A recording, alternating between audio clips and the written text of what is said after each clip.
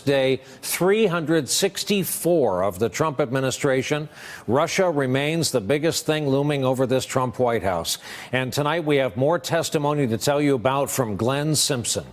You'll recall he's the co-founder of that firm called Fusion GPS. They are a research and intelligence firm, put together the now infamous Dossier on President Trump and Russia.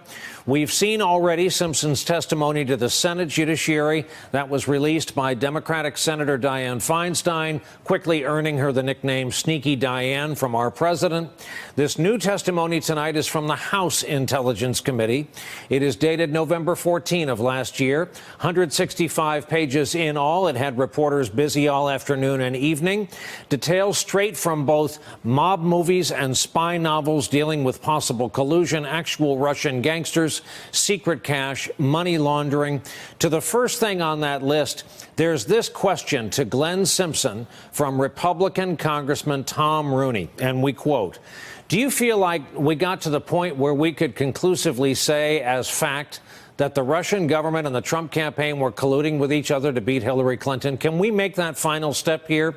Simpson answers in part, "There is a well-established pattern of surreptitious contacts that occurred last year that supports the broad allegation of some sort of an undisclosed political or financial relationship between the Trump organization and people in Russia. I'm certainly not prepared to say, and never wanted to be the person who had to determine whether that's a criminal conspiracy." That gets your attention. On to money laundering. The top Democrat on the committee, Adam Schiff of California, asks this question: "Did you find evidence of that with respect to Mr. Trump?" Simpson answers, "I think a lot of what we found is subsequently there have been similar articles published. Evidence, I think, is a strong word. I think we saw patterns of buying and selling that we thought were suggestive of money laundering." When pressed by Schiff for a detail that, quote, "might indicate money laundering," Mr. Simpson answers again, quote, "various criminals were buying the properties, so there was a gangster, a Russian gangster, living in Trump Tower."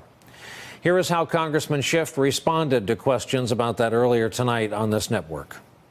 This is a concern I've had all along, that this one area of the investigation could be potentially the most compromising of the president. And when we began this investigation, there were allegations of secret meetings with Trump campaign people, which we now know, in fact, took place.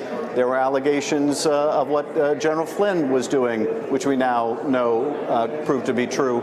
And there have been persistent allegations of money laundering, which we have really not been allowed to investigate. And I think it would be irresponsible for us not to look into this and either find out, okay, it's not true, it was just highly suggestive, or no, actually, it looks like there's merit to these allegations, and the president could be potentially compromised.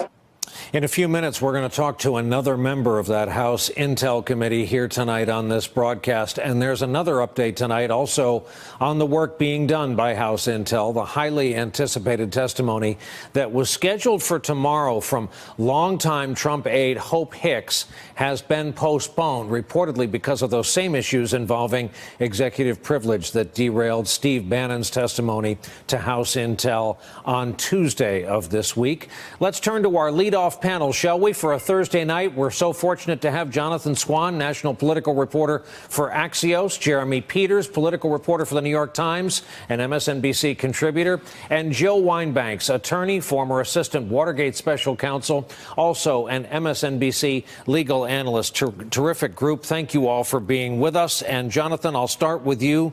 How is this Fusion GPS testimony, which, look, this often happens in our business. This was a rolling, breaking story this afternoon as people read this, as we've seen portrayed in the movie about the Pentagon Papers. How is it going to be received by the Trump White House?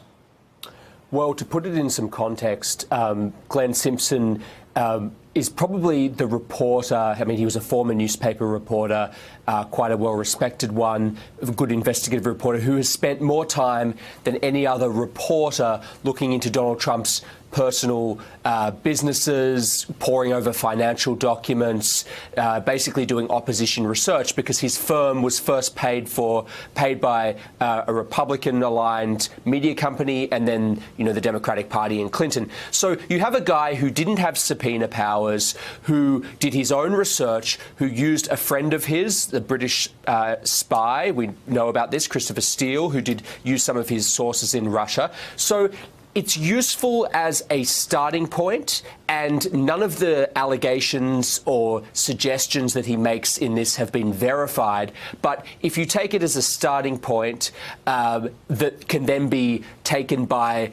I'm actually less interested in the House committee and the Senate committee, because they're going to be much less effective than Mueller's team, who have serious financial investigators on that team with full subpoena power and all the powers of that office. So, I mean, I would be stunned, based on the team that Mueller has amassed around him, if they weren't looking at just these kinds of things that we're seeing, that we saw in the testimony released today. Yeah, and to your point, I would further tell our audience, Mr. Simpson is hardly the first and won't be the last reporter to go into the business of research and intelligence, because of the common skill set required for both and the common sets of context. Jill Wine-Banks, what stands out to you legally here? It's more the facts that really stand out to me. It is a dramatic piece of testimony that does show money laundering possibilities. It shows that what I've been saying from the beginning, follow the money. There is certainly something suspicious about all the money that came from Russia and all the Russians who were buying apartments in Trump Tower. One was running a gambling operation out of Trump Tower. These are things that need, as you've suggested, need to be corroborated. And Mueller is the person to do it, because he does have the ability to use the grand jury and subpoenas to get witnesses in and to see whether these are really accurate. Legally, this could be the start of not just an obstruction case, but of a collusion case, even though there is no such crime as collusion, but a conspiracy to work with the Russians to affect this election. So it is very dramatic. I've only had the testimony for just a short while, but I can't wait to finish reading it. Hey there, I'm Chris Hayes from MSNBC. Thanks for watching MSNBC on YouTube. If you want to keep up to date with the videos we're putting out, you can click subscribe just below me, or click over on this list to see lots of other great videos.